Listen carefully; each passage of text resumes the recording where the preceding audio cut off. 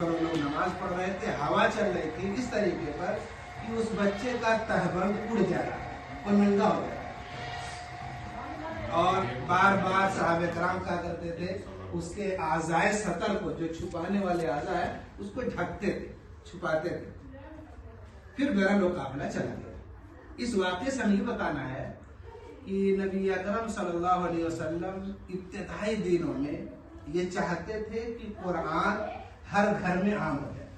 मुख्तलिफ अंदाज से जनाब नबी करम सल्लल्लाहु अलैहि वसल्लम कुरान को याद करने, उसको महफूज करने और उसको दूसरे तक पहुंचाने की तरगीब दिया करते। एक सहाबी आए जनाब नबी करीम सल्लल्लाहु अलैहि वसल्म की खिदमत में, कहने लगे अल्लाह के रसूल, मैं निकाह करना चाहता हूँ।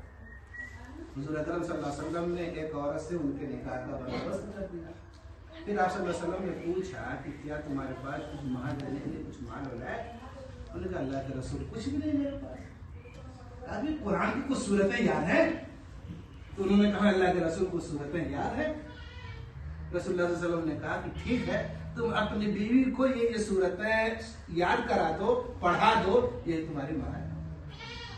ये बुखारी शरीफ की रवायत है, मुख्तलिफ अंदाज की, मुख्तलिफ जगहों की है और इस तरह के बेशुमार वाक़यात हैं। ये वाक़यात हमें बताते हैं कि हुज़ूर अकरम सल्लल्लाहु अलैहि वसल्लम ने कुरान करीम को महफूज करने का, याद करने के मुख्तलिफ तरीके इब्तिदाई इस्लाम में आप सल्लल्लाहु अलैहि वसल्लम ने इख्तियार किए। उन्हीं में से एक तरीका ये भी है जो हमारे बच्चों ने हमारे सामने पढ़ा। ये छोटे से बच्चे, मासूम से बच्चे, अभी इनको कुछ नहीं मालूम कि क्या अच्छा है क्या बुरा है। इन्हें कुछ नहीं मालूम कि हमें जिंदगी कैसे गुजारनी है, किस तरीके पर नहीं गुजारनी। इनमें से बहुत से ऐसे हैं जो ये भी नहीं जानते हैं कि पाकी, नापाकी, सतर और गहरे सतर क्या होता है, कुछ नहीं मालूम है। लेकिन आपके सामने इन्होंने कुरान करीम इस तरह खुशलुबी, अच्छे अंदाज में, लबो लहजा में इन्होंने सुनाया। तो एक तो ये कि कहा जाए कि कुरान करीम का मौजिज़ा है, लेकिन इसी के साथ साथ एक बात और भी है कि इन बच्चों के पीछे मेहनत की की गई है। ये हम में से, आप में से जो बच्चे हैं इनके यहाँ आए, फिर इनकी मेहनत की गई, इनके असातिज़ा ने, इनके उस्ताद ने इनके पीछे लग करके इनके लबो लहजा को, अंदाज को, तरीके को ये सिखाया और बताया, जो जिसका एक मुख्तसर सा नमूना, हल्का सा नमूना इन बच्चों ने पेश किया। बच्चे ने पढ़ी नहायत ही अच्छे अंदाज में, न उतार चढ़ाव, न किसी तरह के, जो आजकल पढ़ने का, नात पढ़ने का एक दस्तूर है कि उसके अंदर गाने का अंदाज इख्तियार करते हैं और तरह तरह के उसमें उतार चढ़ाव करते हैं। कुछ नहीं, सादगी के साथ बच्चे ने नात पढ़ी, सादगी के साथ इन्होंने कुरान को सही मखरज के साथ जिस तरह पढ़ना चाहिए उस तरह से पढ़ा।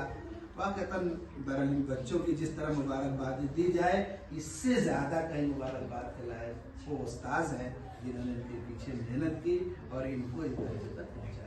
आप सब दुआ मिल करके करें कि अल्लाह ताला हमको भी, हमारे बच्चों को भी, हमारे नस्लों को भी कुरान करीम को महफूज रखने का और कुरान करीम की हिफाजत का जरिया बने। किसी भी उन्वान से हो सके, पढ़ाने के उन्वान से हो सके, अपने बच्चों को पढ़वाने के उन्वान से हो सके, हमें इनका ताउन करके हो सके, जिस तरीके पर से भी हो सके, हमको चाहिए कि कुरान करीम की हिफाजत के सिलसिले में हम कुछ न कुछ ताउन, कोई न कोई जरिया बन जाए। कम कुछ न हो सके तो इस तरह की मजालिस जो हों उसमें शरीक होकर के इन बच्चों की काफ़ी जाए हौसला अफजाई की जाए, इनके उस्ताद की हौसला अफजाई की जाए।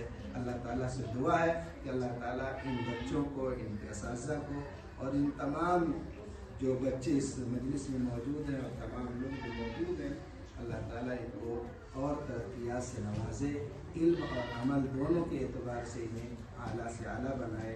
मेरे लिए भी आप लोग दुआ कीजिए, अल्लाह ताला हम सबको तौफीक अता फरमाए।